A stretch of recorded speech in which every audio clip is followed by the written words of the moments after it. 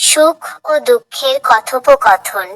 এক পড়ন্ত বিকেলে মেঠো পথের ধারে এক পুরনো বটগাছের নিচে বসেছিল সুখ আর দুঃখ। সুখের পরনে ছিল উজ্জ্বল সোনালী পোশাক, আর দুঃখের পরনে ছিল ছাই রঙের এক চাদর। সুখ হাসি মুখে, ভাই দুঃখ, তুমি সারাক্ষণ মানুষের পিছু লেগে থাকো কেন বলতো? দেখো না, আমি যখন মানুষের জীবনে আসি তারা কত হাসি খুশি থাকে, উৎসব করে। দুঃখ শান্ত গলায়, তা ঠিক বলেছ সুখ, কিন্তু তুমি কি কখনো ভেবে দেখেছো আমি না থাকলে লোকে তোমার কদর করতো কি না? সারাদিন রোদে পোড়ার পরেই তো মানুষ বিকেলের শীতল বাতাসের মর্ম বোঝে।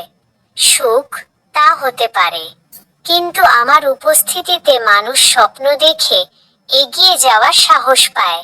আর তুমি তো মানুষের চোখে জল নিয়ে আসো, তাদের থামিয়ে দাও।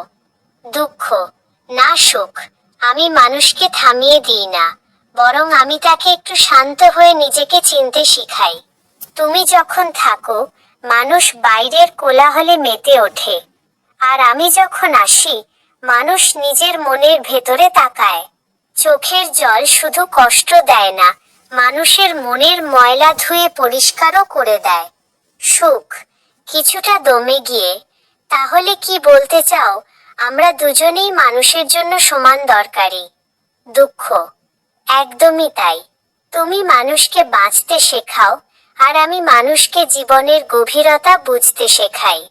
আমি না থাকলে তোমার কোনো বিশেষত্ব থাকতো না, আর তুমি না থাকলে আমি সহ্য করার ক্ষমতা পেতাম না।